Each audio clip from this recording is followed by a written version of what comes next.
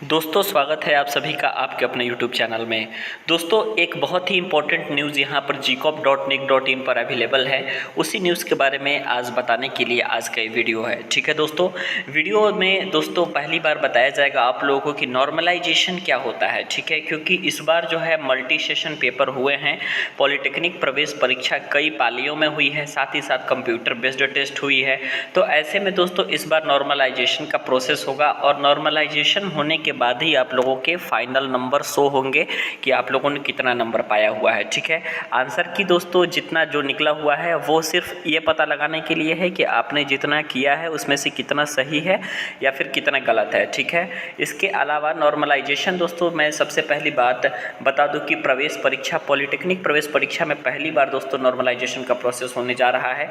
इससे किसको फ़ायदा होगा, किसको नुकसान होगा, सारी चीज़ें वीडियो में बताएंगे। किसके नंबर बढ़ेंगे, किसके नंबर घटेंगे।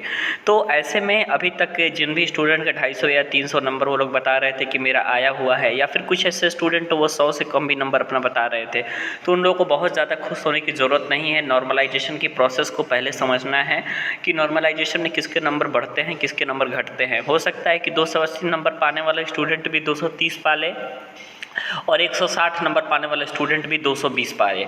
तो ऐसे में नॉर्मलाइजेशन के प्रोसेस को समझना है सबसे पहले। बाकायदा उसके लिए एक फार्मूला भी जारी किया गया है यूपी जेईई के द्वारा, यानी कि ज्वाइंट एंट्रेंस एग्जामिनेशन। ये सारी चीज़ें जो मैं बता रहा हूँ, मैं सबसे पहली बात आपको ऑफिशियल नोटिस भी दिखाऊंगा।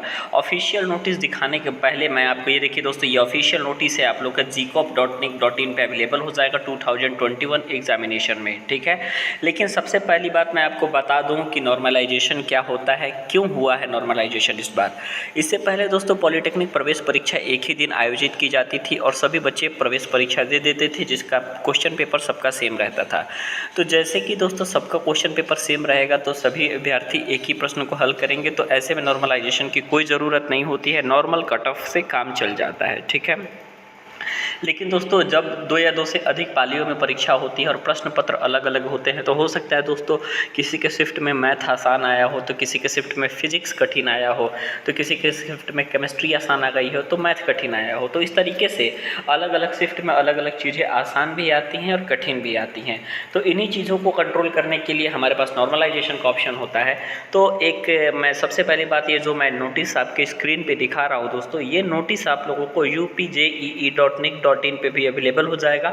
और यहाँ पर ये लिखा हुआ है in UP JEE 2021 examination some paper में be conducted in multi session, hence for this paper a suitable normalization is applied to take into account any variation in the difficulty level of the question paper across the different session. यहाँ पर मैं आपको बता दूँ, सारी चीज़ों को छोड़ करके मैं सबका मतलब तो आपको बता दूंगा, साथ ही साथ आपको ये बता दूं कि ये आपका जो यहाँ पे आप देख रहे हैं ये आपका फॉर्मूला है। ठीक है, इसी फॉर्मूला के अकॉर्डिंग आप लोगों की नॉर्मलाइजेशन होनी है। और नॉर्मलाइजेशन में किसको फ़ायदा होगा दोस्तों, किसके नंबर बढ़ेंगे यानी कि इंक्रीज होंगे, और किसके नंबर घटेंगे यानी कि डिक्रीज होंगे, ये भी मैं आपको अभी बता देता हूँ। ठीक है, सबसे पहले तो आप अपने इसमें देखिए कि आपका शिफ्ट आसान आया है कि आपका शिफ्ट कठिन आया है, ये तो अभी डिसाइड नहीं हो सकता। लेकिन मैं एक चीज़ डिसाइड हो सकती है कि आपने क्वेश्चन कितना सही किया है, कितना क्वेश्चन आपने गलत किया है। ये चीज़ें तो डिसाइड हो सकती हैं क्योंकि आंसर की के माध्यम से आपने ये सारी चीज़ें देख लिया है। ठीक है, तो मैं सबसे पहले बता दूँ आपको कि जो भी स्टूडेंट गलती कम किया रहेगा, यानी कि जिसकी गलती कम रहेगी, यानी कि उसका 1/4 जो माइनस मार्किंग है वो कम रहेगा, यानी कि 10 या 15 नंबर से भी 10 नंबर से कम रहता है।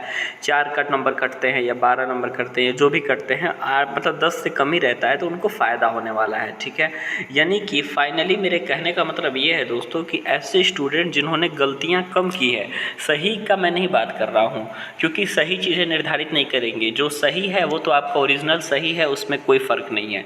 लेकिन मैं आपको बता दूँ कि यदि आपका गलत है, ठीक है, तो वो चीज़ें डिटरमाइन करेगा कि आपका नंबर बढ़ेगा कि घटेगा। ठीक है, तो यदि आपका चीज़ें गलत है तो ज़्यादा गलत है तो नॉर्मलाइजेशन में आप लोगों को फ़ायदा नहीं मिलेगा, आप लोग का नंबर कम होंगे। ठीक है, उसके बाद मैं आपको बता दूं यदि आपने गलत कम किया है तो ऐसे कंडीशन में आप लोग के नंबर बढ़ेंगे। प्लस एक बात जानना ज़रूरी है, जिसकी शिफ्ट आसान होगी दोस्तों उसके शिफ्ट में नॉर्मलाइजेशन कम होगा, यानी नंबर कम बढ़ेंगे या नहीं बढ़ेंगे, नहीं के बराबर बढ़ेंगे। लेकिन जिसकी शिफ्ट कठिन होगी उसमें नंबर बहुत ज़्यादा बढ़ने के चांसेस है। यानी कि शिफ्ट ज़्यादा कठिन है, यानी कि कोई भी स्टूडेंट 100 नंबर, 120 नंबर, 110 नंबर से ज़्यादा नहीं ला पाया है। यानी फिजिक्स केमिस्ट्री दोनों कठिन आ गया, सिर्फ एक ही चीज़ें आप लोग की आसान आई।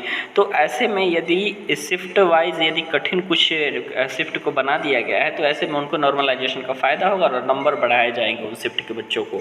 लेकिन ध्यान रहे कि जिनका शिफ्ट आसान है उनके में बिल्कुल भी ये कोताही नहीं बरती जाएगी और नंबर बढ़ेंगे नहीं, अपितु आपके नंबर कम भी हो सकते हैं। ठीक है, तो इस ऐसे में ध्यान रखना है। 14 तारीख को इंतज़ार करिए, नॉर्मलाइज्ड मार्क शो होगा ऑलरेडी आप लोगों का इस बार, यानी कि ओरिजिनल रिजल्ट के साथ, ओरिजिनल नंबर के साथ साथ नॉर्मलाइज्ड मार्क, फाइनल मार्क, ये सारी चीज़ें आप लोग को 14 तारीख को शो हो जाएंगी और 15 तारीख को आपसे काउंसलिंग स्टार्ट हो जाएगा।